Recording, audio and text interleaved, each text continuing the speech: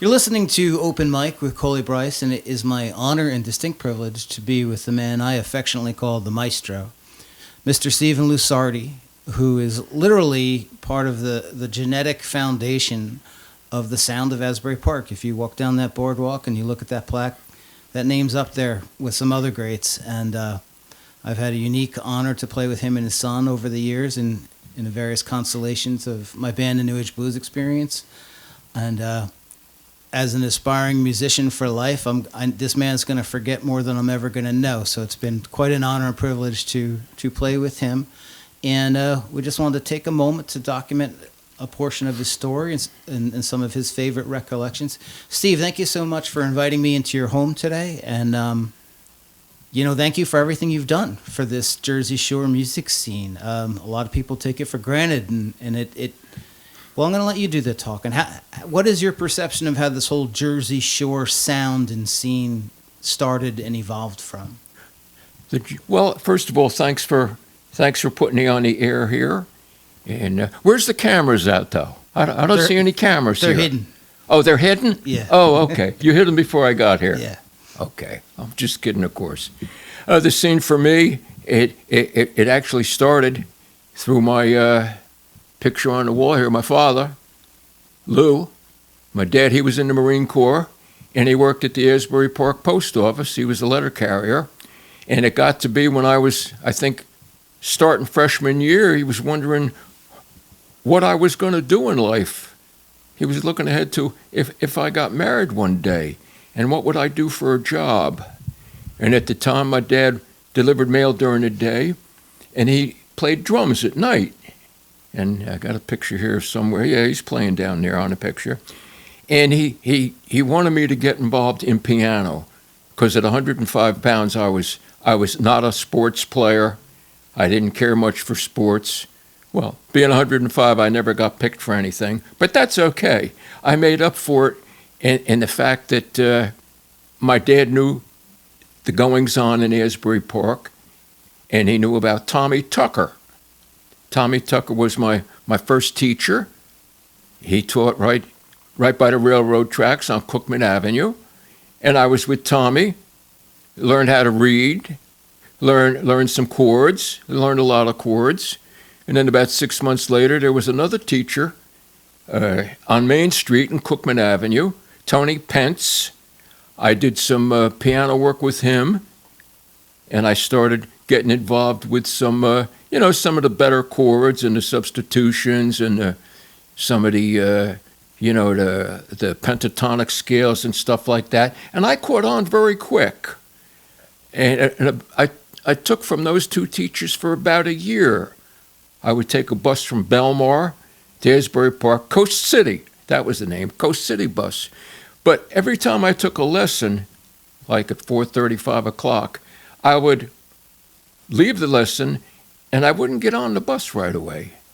I would walk a block further south on Main Street and I'd stop in at Hammond, Oregon. And the two guys there, Art Barron and Ed Riley, they were always glad to see me coming in. They knew I had my lesson, and I was very interested in the Hammond B3 at the time, and I guess they figured they may have a sale coming their way. So I'd go in there, and they'd show me this and show me that, work on the pedals. So I knew how to turn it on and take it from there. Then back and did some gigs. I had a Wurlitzer piano, did some gigs. But still in around 62, I got acquainted with one of my relatives, Al Mott. He had a recording studio in Allenhurst. And in the basement of the recording studio, it was called Revelation Records. If it had anything to do with religion and the books, I don't know, but Revelation Records. And he had a nice studio down there, and I came to meet guys like Billy Ryan, Siciliano guys, Patsy, may he rest in peace, and who else? The Patsiano, yeah, those guys. Got to see Johnny Shaw down there sometimes, doing some stuff. Ray DeRouge, I remember doing some transcriptions for some of Ray's songs, just writing out the chord sheets. and Nicky Addeo, all these guys in 62, they were sort of regulars at the Revelation Records. As it would turn out, in 63, Nicky Addeo went to the city and we recorded Gloria. And he still does it. And on occasion, I've been fortunate to still, be on stage with Nicky and some of the other guys. Let's see. That's right. Gloria. I remember going into the studio, and of course I didn't drive. I rode in the back seat of Buzzy Lubinsky, rode in the back seat of his car with Vinny Lopez. Vinny was already on the scene. And we go into the studio, and there's a piano there, and there was also a Hammond B3. So, to everyone's surprise, I cranked it up. And it's what you'll hear on the record today. And it was Nicky, and he had his usual guys. I don't recall who was there. Could have been Ray DeRouge, could have been Patsy or Sammy Siciliano. I don't recall. Not sure of who was there that day. I just know that I was there. And as time moved on, my father was a member of the local 399 AFM, and he got me in, like at the age of maybe 16. I think you had to be 21, but I was 16 and got in.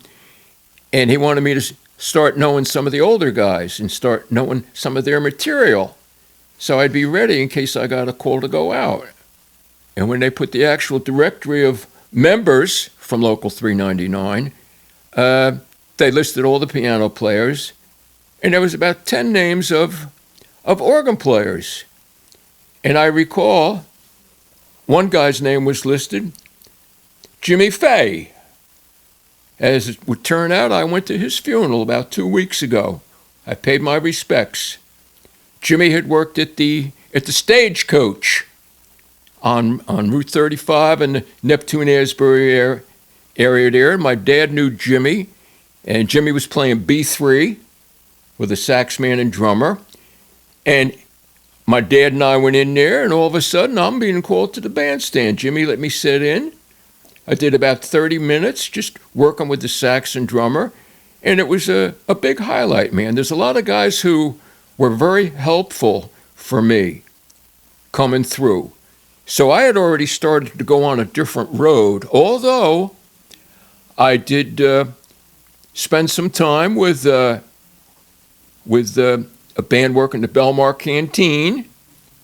We had the chance to work either Wednesday or Saturday night, place on the ocean, and during the summer. And we chose to work on the Wednesday night because we figured Saturday would be available elsewhere. So with that Belmar Good Canteen... thinking. There's not always a lot of gigs on Wednesday nights, so if you get them, you take them, right? Well, the thing was, the night less taken would be a Wednesday night. Right. And we got paid for it, too. Yeah. We didn't get much, but we got paid. Yeah, Saturday... Anything that pays early in the week is gravy. That's right, because we knew we had a Friday and Saturday gig, and I remember it was a place in Long Branch, Jazz City. It was at Broadway in the Ocean, and I had a con organ at the time with a Leslie speaker. I couldn't afford the B3, but the con organ, that worked at the Belmar Canteen, and I was working with some guys on that plaque down there, too. Buzzy Lubinsky on the drums. Bass player's name was Tony Udo. Guitar player's name was Jack Lamoureux. And on the saxophone was Billy Lucia, also known as Cherry Bomb. So I worked with guys way back in 62 or 3 that were already on their way to becoming members of the Sounds of Asbury Park, so they say. Then, of course, the Upstage Club rings a bell, and that's where the guys would finish their gig, whether it was 1 or 2 in the morning or 2:30, and they'd go there and they'd hang out till maybe as late as 5 a.m. It was above a shoe store, Tom McCann. It was above a shoe store on Cookman Avenue, and there was no booze, but the guys just, whoever was there, would get together on this little stage there, and they'd play, and whoever played with who was fine. Everything worked. Yeah, there were some heavyweights to the area that were. Now, whether I played with them on that little stage, I don't remember. But I remember Bruce was in the audience. Johnny Lyon was also there. And who else? Johnny Lyon, also known as Southside Johnny. Also known as, yeah. And he had a little connection with my dad. They both worked at the Asbury Park post office. That's interesting. And I usually remember everything before I got to B3 and then after the B3. And I'm trying to think of guys I may have worked with when I just had the con organ. So the upstage scene, it was basically a cool down for guys who had gigs, and they get together and they just played for the joy of the music, and there's probably a lot of networking and people stealing each other's band members. And that's just what I was going to say, Coley, as a matter of fact. You took the words right out of my mouth almost.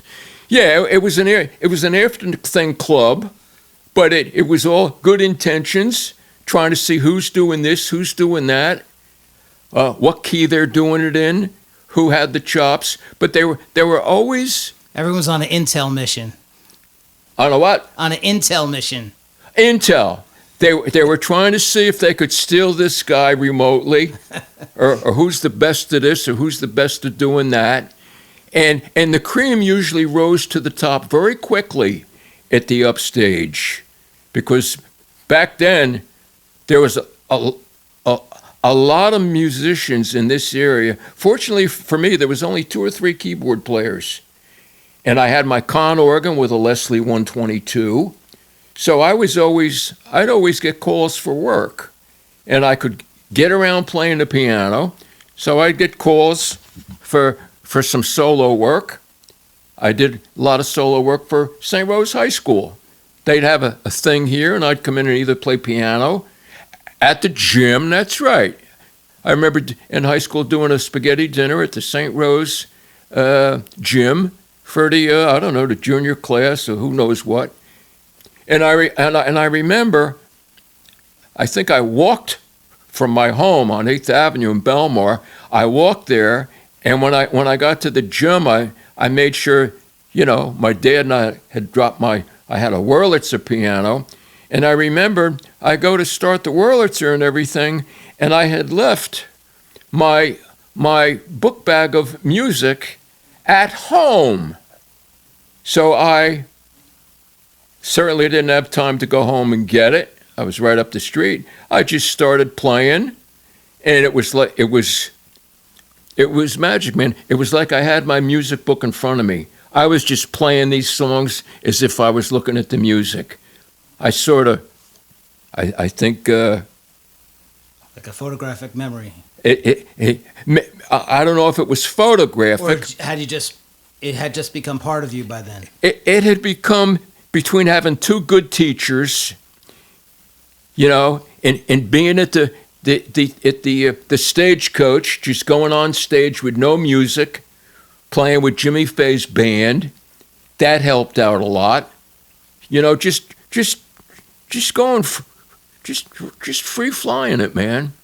So you have a unique perspective, because a lot of times musicians are divided into those who can read and those who can't read, and you can read and you can improvise.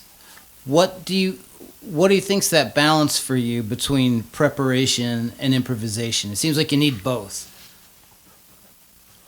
For some people, that is correct. But I think one of the things that really I was very fortunate in was I didn't have to practice too much. I considered doing the gig my practice. Because, I hear it once, I play it once, I'd go into a recording studio with this one or that one, and, they'd book time, and we'd go through it one time, and they liked the first version I did, whether I was looking at music, whether I was not looking at music. And I recall it at Surefire with Joey DeMeo, he had a B3 in the studio, and he had a great piano in the studio. And I know Joey had said, Steve, if I know you're here, as soon as you sit down, I'm going to turn the mic on, because whatever you're going to do, I want to hear because I like it. Yeah, he's got that nice Yamaha Grand. Yes, he does, and he still has a Hammond B3. Maybe it's a 59 or 58. And I remember the first time I went in there, I didn't know him at the time, but I'm checking out the B3, and I take the back of it off because I wanted to see if there was any work done inside. Wanted to see where the wires were going, who did this, who did that, and I wanted to see. And he says, "What's going on, man?" I says, "I just want to see if there's been any work done on." And just by looking at some of the wires, some of the tubes, I says, "But this one's going to be great." I put the lid back on it, and then I did one verse of something for somebody, I don't know who, but they liked what they heard, and they says, "We'll keep that." Boom! That was it. Guys have been very good to me. Joey DeMeo has always been a sweetheart of a guy, man. Not just him, but everybody. Jimmy Fay invite me to sit in at the Stagecoach Lounge. You never heard of it, did you? No. So this is ancient, man. But come 1962, 3, these were all places that were happening. Of course, in August of 1968, was it 68 or 65? It was 65. August of 65, I heard Groove Holmes do a version of Misty. And I tell you, 1 month later, in September of 65, I got a 1965 B3 sitting right in front of me. And I switched to the B3, and I recall, a couple members of the plaque down there, the SOAP. I remember rehearsing with the B3. I had 2 Leslies. I remember Vinnie Mad Dog was on drums. We brought his drums in there. And I remember the guitar player. Yeah, I almost forgot his name. The guitar player, Bill Chinnock. May he rest in peace. He had some great original stuff. And we did some cover stuff. And I recall as people knew we were rehearsing there, all of a sudden there was like a lot of extra people coming to see us rehearse, man. It was great. It was great. We were jamming, doing our thing. And then, this was a turning point for me. We were supposed to start at the Student Prince in Asbury Park, and this was a turning point for me because for some reason, and I don't remember what it was. No, I don't remember. For some reason, Mad Dog couldn't make it. And I think that was a turning point for me because I figured I'd put the rehearsal time in, and Bill Chinnock had some original stuff, man. I liked it. And at the time, some of the other bands, the guys that came to the upstage and stuff like that, it wasn't my cup of tea, man. I couldn't get into the heart work of some of the guys putting out their heart and soul in their songs. I don't remember who they were, but I do remember that Bill Chinnock was one of the guys that put his heart and soul into every song, man. And it didn't matter if it was an up-tempo one, but if he picked like a ballad in a minor key, he was singing his soul out, man. But the Student Prince never came to fruition. But in August, I heard Groove Holmes. I'm looking at him right now. There he is. There he is up there. Once I heard Misty, the following month I got the B3. It was delivered to my folks' house because I was like, 18, 17. Now, Misty was a tune that was originally popularized by Errol Garner. Yes, it was. He wrote it. And Groove Holmes, I had been listening to organ players, Groove Holmes, Jack McDuff, Jimmy McGriff, Larry Young. Did I say Charles Erland? I don't think so. I forget what I did. I was listening to these guys, and Jimmy Smith. I was listening to these guys. I knew the B3. I knew how to operate it. I just had to listen to what these guys were doing with their left hand, playing left-hand bass, where they're doing some foot pedal stuff. And once I got the B3, I was off and running. And there was a I started working at a club in Asbury called the Pillow Talk. And I'd say I brought the B3 in there, and it was there for about 2 years. Worked with some great people there. Richie Hall. We were the dynamic duo. Richie had the drums and the voice. I had a little bit of the voice, but I had the B3. Just the two of us, man. Then we pull a singer in. And then who else did we use? So that's all you need when that B3 is fired up. You've got the full spectrum. Well, I tell you, you just reminded me, I had worked at another club on Cookman Avenue, closer to Main Street. It was called Jack's Lounge. And it was a lounge with a little bandstand in the middle of the lounge. And all it was the B3, my Leslie speaker, and I had a $60 drum machine that I bought somewhere from somebody. No singing, just playing. And it was something about the B3 that the people enjoyed. They didn't want the singing, the rock and roll, because there was like 20 places in Asbury playing at the same time, musicians. And I wound up doing, more than 3 nights a week. So it's just like a nice ambient background atmosphere. It was background atmosphere of the B3, which was like, could have been the only club in the area doing it at that time, except for the Orchid Lounge on Springwood Avenue, and I have a little story about that. But I'm trying to catch up on all the stuff that happened first. That's right. There was, this is important.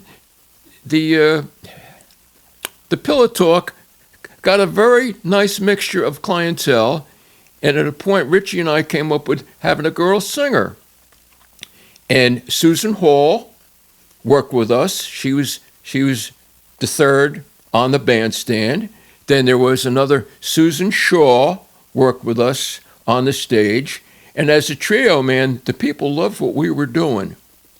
Of course, having a girl in the band put the icing on the cake, man. Richie Hall could sing his tunes, and I sang a few just to get my mix in there somehow. But it worked out. I remember there was a club in Asbury. No, it was more like an eatery, and we had made friends with Basil Plasteris. And he would come in when his crew was done working. He always wanted to be right in front, loved the band, loved the guys in the band. He got to know us. And he always said, Steve, if I ever get a club, whether it's this, that, or the other, he says, I'd like to get you in there somehow. And as it turned out, several years later, he was able to buy a restaurant in West Long Branch called the Squire's Pub. And I got the call. And I actually got it from a relative of mine, Joe Montadoro. And Joe says, hey, I'll be needing a keyboard player, blah, blah, blah. And I got the B3 in there. And I'd say that the B3 stayed there for just about 4 years, except for January when Basil shut the club down. I did a lot of work there. So those were the really nice gigs when you had a residency where you could be set up and come in and out as... The residency was good because the B3 stayed on its dolly, and it's called the roller carry. It's like 2 hand trucks put together, and you tap down a little bar, and it goes up 2 inches. So the residency was good, and Basil got me a lot of work there. Sometimes Joe Monty and I would work the lounge, just the two of us. Sometimes I would work the lounge just playing solo with my $60 drum machine. He kept me working a lot, sometimes 4 or 5 nights a week. And may he rest in peace, by the way. But there's a lot of people who are not here now that helped me on my way. And there's more that I'm going to... Yeah, the time I worked for almost 2 years with Harry Leahy. Harry Leahy, Nicky Don, and Richie Moore on drums. Richie Moore sang like Frank Sinatra. Nicky Don did what he did. And Harry Leahy, you ever heard of him? No. He's a, may he rest in peace, well-known guitar player. You check out any of the older books, man. Harry was the man. Worked with him for about 2 years, and I remember I enjoyed working with Harry because he was a great guitar player, but every time we took a break, we were talking music, man. I was going over to the this, the that, not the songs itself, but just music theory. I do regret back at that time that I didn't start listening to guys on the piano. I was listening to the organ guys on record. My work at the Shawnee's at the Pillow Talk, a lot of my wife, I met some nice people in there. One of them would wind up being my wife. She'd come in with her girlfriends, and I still never know whether she came in there because she liked the B3 in me or she just liked me. Maybe it was a combination of both. Probably. But I do remember. Hey, however it works. However it works, and I remember I had the guts to ask her to go to lunch one day, and the following day we went to a place on the Asbury Boardwalk called Ducky's. We had a hot dog, and we got along. And I says, "Hey, would you like to go out tonight?" I says, "Yeah." And she says, "Where are we going?" I says, "Well, there's a club in Asbury called the Orchid Lounge." She says, "Well, isn't that by the railroad tracks?" I says, "Yeah." I says, "I got a buddy of mine working there, Groove Holmes." And she says, "Yeah, I'll go with you." Well, back in that day, there was sort of some strange relations. It was sort of strange. There was a divide. There was a divide, and I guess it was the railroad tracks. How's that? To keep everybody from, not getting bent out. It was the divide, and I says, "You're just going to hear all music there." I says, "Buddy of mine's playing a Hammond B3." She says, "Yeah, I'll go with you." It was the only time I went to the Orchid Lounge, and I took somebody with me. I couldn't get anybody to go with me down there. That's how big the divide was. I was always there. I'm 105 pounds. There's no divide with music, right? With music, it's in your heart, man. Music is a sound. It's not a color. You're absolutely right. And that's the way this 105 pounds, I wasn't going there to look for trouble or anything. And I got news for you. Upon meeting some of these guys, I got to learn from them. And of course, I sat right up by the bar. I could put my hand out and touch keys on the B3, man. Once I came in there often enough, I would sit in for Groove Holmes. I got to know Charles Erland down there, and I got to know Jack McDuff, and the drummer was Joe Dukes. And who else did I see down there? George Benson. That's right. I got to see George Benson before he went big. Wow. He's singing and playing his solos on the guitar. But that has nothing to do with guys on the Sounds of Asbury Park. Yeah. He was on a different trip. Yeah. I got a technical question for you. Like a lot of people, they like a band or whatever, and it's just like the quote-unquote the keyboard player. But that's kind of ignorant because really how you experience and express yourself musically on a B3 versus a piano, I would imagine, are completely different ball games. It's like a different interface. Yeah, it's being either on one side of the track or on the other. One side of the track or on the other. And I'll get to a little piano, but I'm still trying to get through the guys on that Sounds of Asbury Park.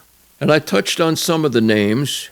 At a point in time, it wound up that I'd be playing at the Stagecoach with my own B3, with a drummer, and John Consoli. He's on the plaque. So there it went. It went full, I'm at 16 years old working, sitting in, thanks to Jimmy Fay. And years later, I'm there with my B3 and John Consoli there, John Consoli Trio. So God's always been good to me, and I've always been able to work with musicians that were better than me. And I include you in that, man. You and the little entourage of music between you and Alan Gower, and of course my son Jay Walker, self-taught bassist. Between that and working with good guys, they pull you up a little bit, man. Absolutely. They pull you up. In my time with Harry Leahy, every break we took, I'm getting a lesson. I'm getting a theory lesson. Or I'm saying, Harry, for that song, what could we do for an ending? You want me to turn around or change the key? Always talking music on the break, man. You know how back in those times people like taught each other, and now kids are like learning on YouTube? Do you think we're missing something? Where like sometimes it felt like you'd be backstage and people were like exchanging card tricks. Like everyone would be like, I'll show you one of my magic tricks if you show me one of mine. It seemed like there's like a barter of musical insights. There was a lot of bartering, a lot of musical insights, and I think a lot of guys, by having the upstage club, you know, guys couldn't go out at night because everybody was working. Working here, working there, working 20 bars in Asbury, or 19, I'm not sure of the figure then. But guys were always working. But they knew come 2:30, they could go to the upstage, walk up a flight or two of stairs, and they'd be able to share this and share that. There was a lot of sharing going on. It was like musical fight club. Musical fight club? I don't recall musical fight club. But everyone came together for a common interest and kind of if that's we're testing each other's mettle. I can go along with that. I thought you said fight, and I'm wearing my hearing aids. Well, it's an expression of a movie. Oh, okay. Yeah. Okay. I didn't. I may miss a word or two with this, but it was an organic ecosystem where people learned off each other. We learned off each other. Well, we didn't have the internet back then. We didn't have too much of anything, man. Do you have a concern that Asbury Park and the Jersey Shore area in general doesn't have enough artistic habitat and an ecosystem for the next generation to come through? I'm not sure, because at my age now, I don't spend that much time in. Well, I may go to Asbury on Wednesday nights. They have a car show, and I have an old car that sometimes I take down there. But I really don't know the inner workings of Asbury Park unless Jay's going to see some of his friends. And he says, hey, these guys are good. And I'll go down there, of course. Anything to get out of this house, because I'm here by myself, man. Anything to get out, give a good excuse to be out of the house with some people. And sometimes I meet some interesting people just in my travels in Asbury Park. Oh, yeah. You can always count on Asbury Park for meeting interesting people. and I tell you, I think a friend of mine knows who I'm talking about. Yeah, I won't mention your name. You don't have to worry. But I met her at a car show down there one night. She took a picture of my car.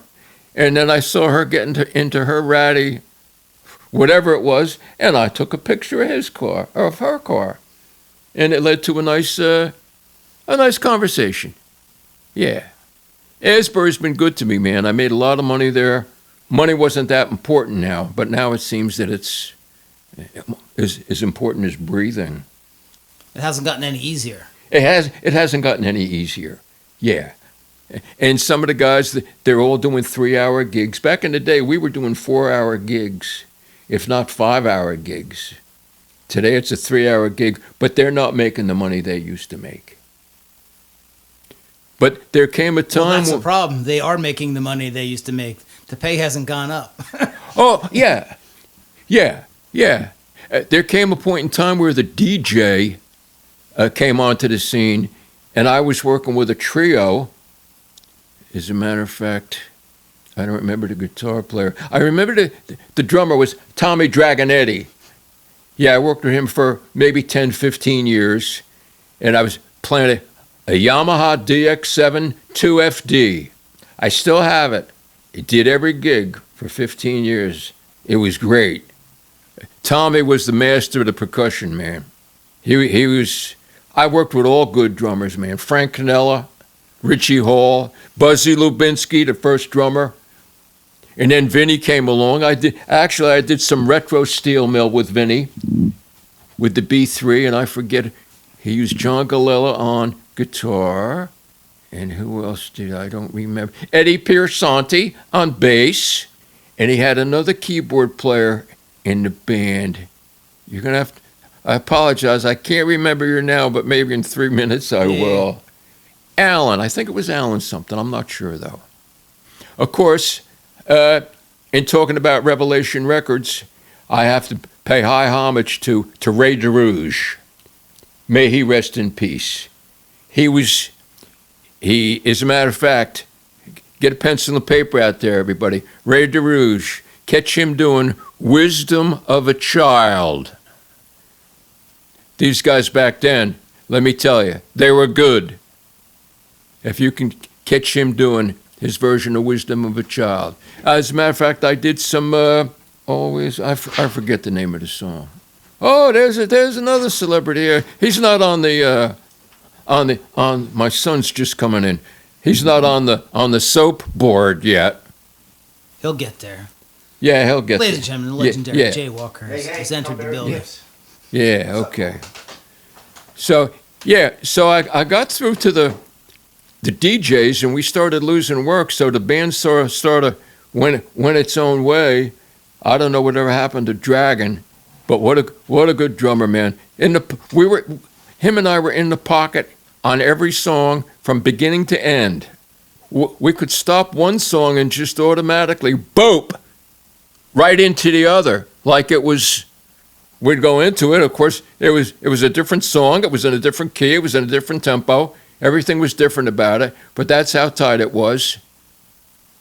And after that, I says, well, there's no band. What am I going to do? Fortunately, I had kept up my chops on piano, and I started doing piano gigs here and there. And here and there means here and there, but they were all within 20 minutes of my home. I got very lucky. And the last gig I had turned out to be it was an 8-year gig, Friday and Saturday night, at the Spring Lake Golf and Country Club. I lasted there 8 years, and I'd say in about my 8th year, my wife had been had her third stroke, and I felt I had to stay home. So I wound up staying home with her for about 3 years, man. Yeah, it was time. It was time. And those were probably maybe the 3 best years of our life. Good. Yeah. And Coley, I don't know if there's so when any. you were doing the piano gigs, did you find that strengthened your hands so you had a lot of speed and dexterity when you went back to the organ? Well, I don't know about the speed, but there was dexterity there, and there was a lot of strength. But I was a different type of player. The up-tempo tunes and playing a lot of notes, I felt that it's the notes you don't play. You're going for a quality approach, not a quantity. I was absolutely. I was just going to say that, as a matter of fact. Coincidentally, I was going for the quality and not the quality. I was going for the heartfulness and the sincerity, rather than, blipping around on an Ionian scale to doing a Dorian scale and whatever was out there and popping all these notes. I was keeping it pretty simple, man, because I thought that the clientele I was playing to, people out for a nice, easy dinner, man. People's music, not music for musicians. You're absolutely. I was just about to say that too. Oh man, playing for the people. And I remember Spring Lake was a perfect example of that. I wasn't the first piano player to work there. My buddy Jack Candiano, he worked there for a short while, and he didn't enjoy working there. Then another friend of mine, Gene Boyle, he didn't enjoy working there. And then he calls me, and I says, there's got to be a reason why these guys don't like working there. So I go in the first my first night, this is about 2 months after they put a piano in there. And Spring Lake was close to home. It was a very prestigious club. And I go in there and I notice the piano's in the lounge. That's where the TVs are. The people are there to talk, watch the TV. They're crowding maybe too many tables in there. But I look into the dining room, there's 30 tables. And there's 2 tables of people having a very quiet dinner. And there's a piano, and there's room for a piano in the corner. So at the end of the night, I remember Carl Habib. He was the manager there. He liked the way I played. I was fortunate. And he says, well, Steve, we've had 2 guys that you probably... I says, yeah, I know who worked here. He says, trying to figure out why they left. I says, well, now that I've worked here for 2 nights, I know why they left. I says, the piano is not appreciated in the lounge. I says, you got a lot of people, you got people talking, you got TV sets, you got people trying to talk to you to say, hey, could you do this or hey, do that? It was a little on the up tempo and up volume thing. I says, you got 2 tables sitting in a dining room. I says, you put the piano in there and let people know that they can have a nice dinner with some nice ambiance. And I says, I'm sure you'll be able to fill almost every table, especially on a Saturday night. He says, well, let me think about that, Steve. So I let him think about it, and I was hoping he'd do the right thing. The following week, I go in and I walk into the cocktail lounge. The TVs are blaring, a lot of people talking. I look in the corner. There's no piano. He moved the piano into the dining room. I'd say out of 30 tables, there had to be 20 tables at 6:30 when I got there. That's why I stayed for 8 years. That was the crowd I was looking for, man. It only took me all my life, sort of, to get that, because then I was into the piano by then. It was your harvest. It was harvest season, man. Because during my times, I started still listening to my guys on the B3, but I started getting involved with the keyboard guys that are top shelf now, that have passed away now, that I should have been listening to way back in the day. And you know they are Bill Evans, Keith Jarrett. But I'm very familiar with a new guy out, a younger guy, Emmett something. I forget his name. He plays piano, but he's doing a lot of he's playing a lot of notes, which makes sense, and that's okay for the crowd you're playing for. He's playing to an advanced crowd that want to hear jazz music. Right. Me, if I'm playing to a room, people having a fine upscale dining experience, they want to hear what I'm doing, man. And I enjoyed doing it. It was a great gig, 3-hour gig. I never took a break unless somebody approached the piano and wanted to hear a song or something. I'd stop playing. Now, a lot of guys can play and talk at the same time. When I stopped, I'd do an arpeggio and take it out, and I'd stand up. Stand up for 2 minutes. You like to hear this? Yeah, I can do that. Anything else? That 2 minutes was my break, man. And then, of course, around 9 o'clock, I'd start playing the piano, man, and singing it. And the people sort of got the hint that, hey, what time is it? And I was. It's time to fill the tip jar. Well, that was another thing, and I have to be very truthful. I guess I can be truthful. There was no tip jar because it was a private club. Oh, I see. Yeah. Yeah. But I guess I can let the cat out of the bag now. Yeah. I think you've earned the right to do whatever you want. Yeah, man. Yeah. I always put a couple fives laying down on the piano or something like that, just so people knew that you're open for business. That I was open for business. I was just going to say that. Thank you, Coley. Prime the pump. Yeah. Well, I find the same thing when I'm doing solo gigs. If there's a flow going and I see you don't want to disrupt the flow of the people enjoying what you're doing. So you keep going. Keep going. keep going. Why are you going to take a break? Start flowing. Yeah. Why are you going to take a break? But at least when the people when they saw that I stood up, and when somebody approached, I gave them the respect of, I'm going to have a one-on-one, 1-minute conversation with you. They'd come up, hey, how you doing? Nice to see you. I think you guys were in here last week. I'd have a little routine going. And I knew some first names, blah, blah, blah. Or the waitresses, I'd find out, hey, what's their name over there? And the girls knew how to work the room, and they knew how I was working the room. And fortunately, they liked all the stuff I did. I'm doing Barry Manilow to Tony Bennett to this, that. And if somebody asked for a song, I had a good way of not playing their song, but they appreciate it. If they asked for something very obscure by Tony Bennett, I'd say, you know what? That's a great song. I says, I got a couple other ones that I play, and I get a lot of requests for these 2 songs. I says, but the next time you're in here, I'm going to play that song you like. How's that work? I says, because I know a lot of Tony Bennett.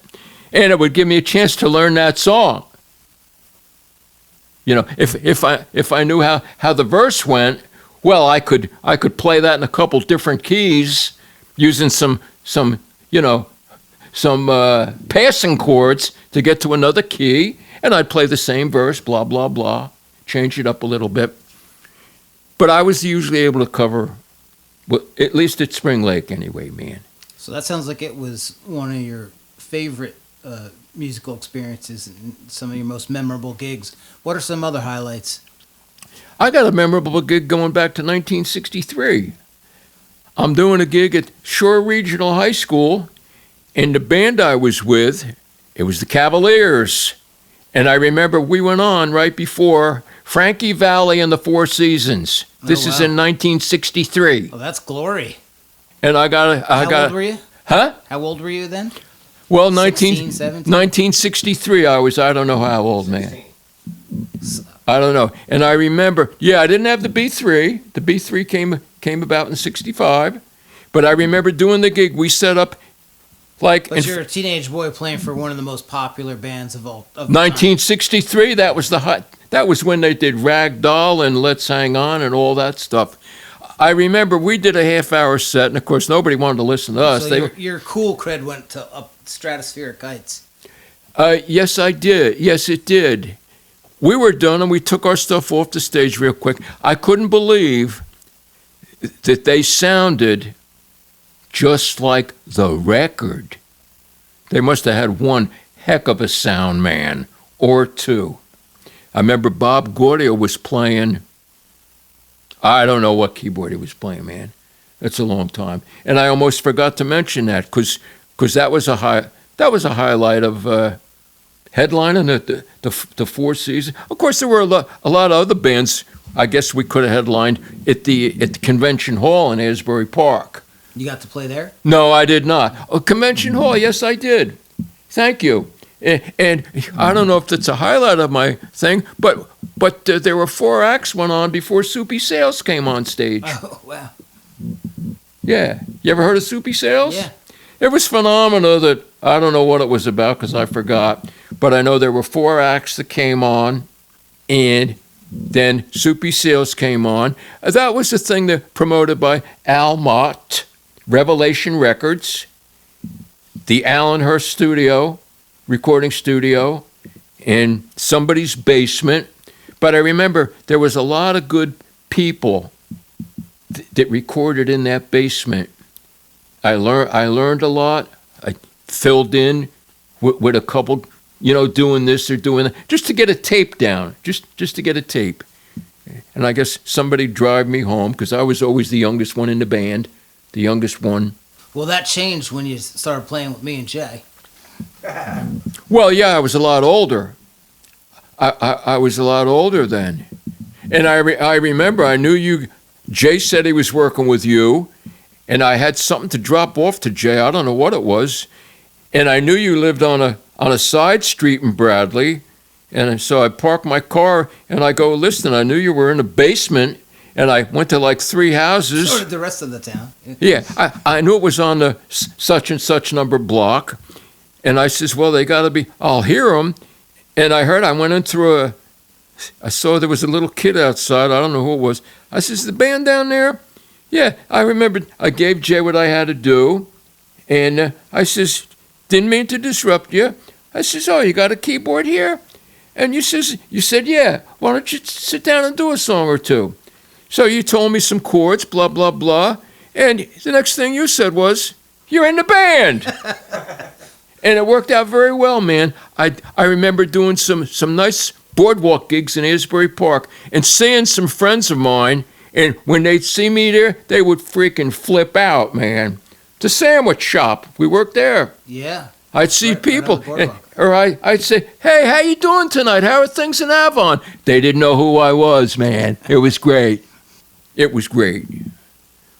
I'm trying to you got any questions over there? What was it like playing with your son? It was good, but I realize now how much better it is listening to him. He's working with Michael Bain, and I've caught some of their duo stuff. And now I appreciate what he's been doing, man. He's starting to get pretty good. He is. As a matter of fact, last Monday night they did a big gig in Belmar, New Jersey, man. McCann's. It was great. Huh? That's an institution. It's an institution, man. I remember I went there and saw some friends there, and I got to see Jay. I've seen him there before there. He's done a couple gigs. And the one night, yeah, Jay was on bass, and Michael Bain is a good singer, good songwriter, and he sings from the heart. He's like a Bill Chinnock, but a cut down version, you know. And Jay's got a couple gigs coming up with Michael, and I always put that in my repertoire. You know who I think is a really good upcoming singer? Your granddaughter. As a matter of fact, she's a school teacher. She gets home yesterday. I'm finishing up doing some work at Jay's, and I'm sitting on the porch, and she comes out with her guitar. She's got some very good original stuff, and she's not doing your regular chords, your regular all major chords, man. She's doing some intricate stuff, and I don't think she's had any lessons, man. I think it's in her blood. I'm not sure. I think she's had some lessons. I think Isabel's heard you her whole life and heard her father her whole life, and it's just saturated in there, and now it's coming out of her own unique permutation. She, at her age, her songs have content, because I like to listen to what kind of words you're using. I want to see what the words go, because usually back in the day, I wasn't concerned about the words at first. I was just concerned about playing the right chords at the right time, you know? Understandable. We all prefer to do that. Yeah. Now, like I don't know if you know this. Go for at least 80%. Yeah, I know for the times I've worked with you, and we've done some great gigs, man. We did a great gig up at Sayreville. We did. Was that an outstanding gig, especially for me? I had a fan up there. Yeah, you fan, Linda Cabrero. You harvested. What a fan I had. Yeah. That's the town where all my musical stuff took root, so it was a homecoming of sorts for me too. My first band was out of Sayreville. Oh, I didn't know that. Oh, wow. What was it, Sayreville Park, or what was it called? Kennedy Park. Kennedy Park, there you go. I was close. As far as any highlights, the highlight was Diane and her friends used to come in, a lot of times at the Pillow Talk. And a lot of times I'm finishing up a Saturday night gig and I get home. Something special about performing in front of a woman you're falling in love with? No, because at the time I didn't know I was in love with her. Oh, it just snuck up on you. It sort of snuck up. You know, I liked her a lot. No, I was able to separate this from that. Once I was playing, I'm in the zone, man. Just in your own. And she knew that too. And she knew somehow that when I was in that zone, You're just It connected. was just for me. It was just for me. And trying to concentrate on playing the right chords, et cetera, et cetera, et cetera.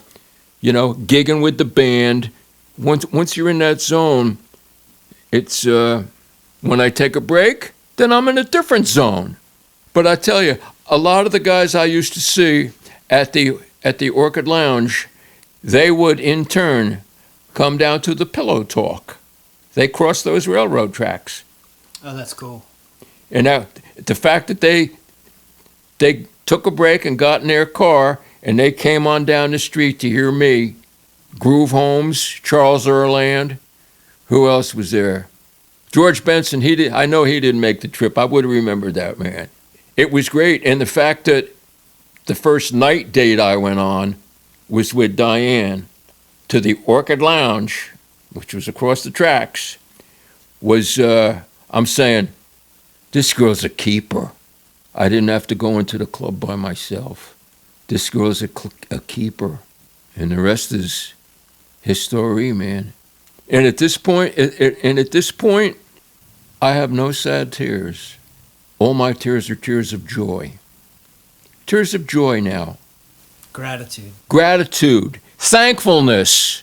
How about that? Thankfulness. God put many good people in my life. There was no a-holes in my life, man. He always put good people. Here you go, Steve. If you want to pick them, you pick them. Here you go. And anybody I came across never had a bad gig. Never had never had anybody screw me, man. That sounds like a definition of great success in the music business to me. Yeah. Hey, and going back to the Belmar Canteen, we did Wednesday night. We didn't want to take the most popular night. And as it turned out, because I found out through my sources at the time, the band on Wednesday was the popular band. We covered everything. The other band didn't have a sax player. Working with Buzzy, we were continuous. When we took a break, Buzzy had his Buzzy and drums. Everybody will remember that if you're my age. Because he used to do that. Buzzy and drums. That's all. It was continuous. He'd have two turntables all set up, man. And Vinny Lopez. Yeah, Vinny was part of setting the stuff up and stuff like that. Hey, Vinny. You know, if Buzzy was doing a record, Vinny would sit behind the kit and he'd keep the band going, man. We were working. We were doing, shuffles and stuff like that, man. Cherry Bomb was a great ballad singer, man. He was a great ballad singer, great tenor sax player, who would eventually, that's right, Johnny Shaw. Used to check him out a lot, stand-up drummer. He's on that. He's the reason the plaque is down there. He was one of the first guys to pass away. Thanks to this one, that one, another way. Hey, Doc Holliday, how are you, man? Thanks to guys, it's worked out well for me, man. I've been blessed. Feels like it's a good time to wrap it for now. Maybe we could do it again sometime. But just as a working member of the scene, I want to thank you for your legacy and all the insights you've shared with me personally and all the talent you've shared with the public here at large. And thank you so much for your time and your insight. Your generosity. Love you, man.